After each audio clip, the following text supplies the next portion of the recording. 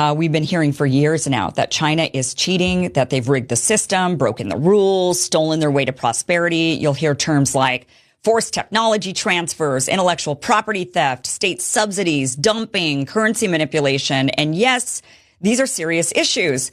But if we really want to understand what happened over the last 30 years, why America lost millions of good paying jobs, why our infrastructure is collapsing, why theirs is rising, why China now leads the world in manufacturing EVs and high speed rail, we need to look past the slogans and ask the uncomfortable question, is China really cheating, or did our own elites simply sell us out? For years, foreign companies wanting to access to the Chinese market had to partner with Chinese firms and share their proprietary technology. That's called a forced technology transfer. Critics say this gave China an unfair advantage, but let's be honest, no one was forced. Western firms wanted a slice of the biggest market on earth. They willingly traded tech for profits. And China said, we'll let you in, but you have to teach us how to build. And we said, yes, over and over and over again, because our CEOs weren't thinking 20 years ahead. They were thinking about their next quarterly earnings call. Yes, there's IP theft, there's hacking, there's state support, but let's not pretend we're innocent. The U.S. runs its own espionage operations. We've interfered in governments around the world. And when it comes to subsidies, the U.S. subsidizes agriculture, defense, oil and gas, Wall Street bailouts, and now tech firms under the CHIPS Act. We don't admit it. China does it openly because their system, the economy serves the nation. In our system, the economy serves shareholders. Currency manipulation? Well, that was true 20 years ago, but not anymore.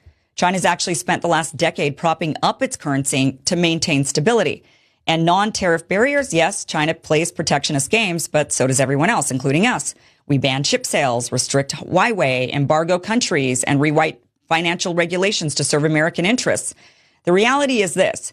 China didn't steal our prosperity. Our own elites gave it away. They pushed for China's entry into the WTO. They offshored factories, dismantled unions, and told American workers to learn to code.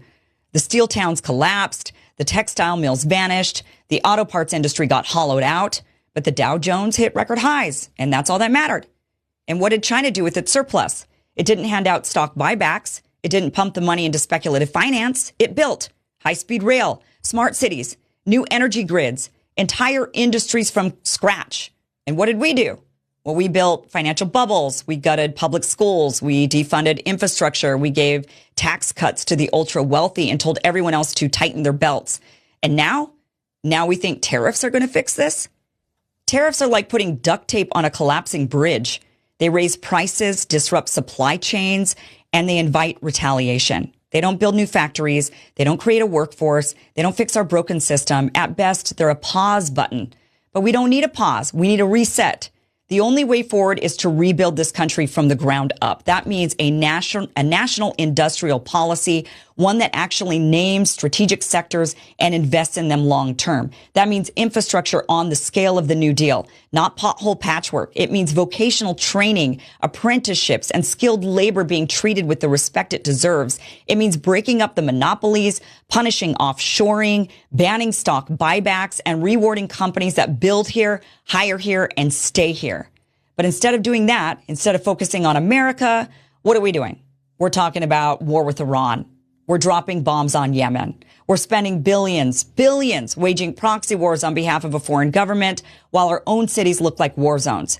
We're pushing endless military aid packages, inflaming global tensions, and marching toward another conflict that has nothing to do with the American people and everything to do with the interests of defense contractors and their lobbyists.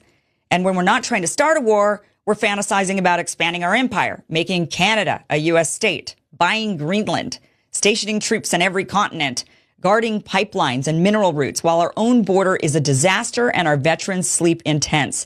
This isn't America first. This is empire first, globalism first, elites first. If we really believed in putting America first, we wouldn't be policing the world. We'd be rebuilding our country. We'd have the best rail in the world, the cleanest water, the strongest power grid, the most resilient supply chains, the best educated workforce, the most secure borders. But we don't, because our leaders aren't interested in America as a nation. They're interested in America as an empire, a brand, a vehicle for wealth extraction. And that's the greatest betrayal of all. Because China is playing for China, acting in its own self-interest. Our ruling class is acting in their interest, not yours, not mine, not the country's. So no, the real problem isn't that China is cheating. The real problem is we've been lied to by the people who sold us a dream they never believed in, who hollowed out our middle class, who told us it was normal to work 3 jobs and still be broke, who mocked the idea of rebuilding this country while cashing checks from companies that sent your job to another continent. They handed China the blueprints. They signed the deals. They wrote the trade laws. And now they want to blame the people who took advantage of the opportunity they created? No, that's not cheating. That's smart. Ruthless, yes. Strategic, absolutely. But we should be taking notes, not throwing tantrums. If we want to win again, we don't need more sanctions. We need more engineers. We don't need more aircraft carriers. We need more factories. We don't need another $1 trillion war. We need $1 trillion investment in America, in workers, in cities, in families, in sovereignty. You want America to be great again? Then build. Stop chasing wars. Stop chasing distractions. Stop chasing empire. Bring it home and start again.